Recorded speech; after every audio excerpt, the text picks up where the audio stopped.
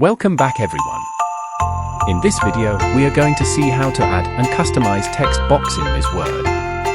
So, keep your eye on the screen.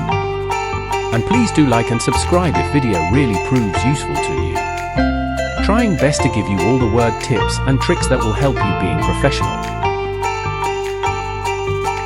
If you find video speed too much, then you can let me know.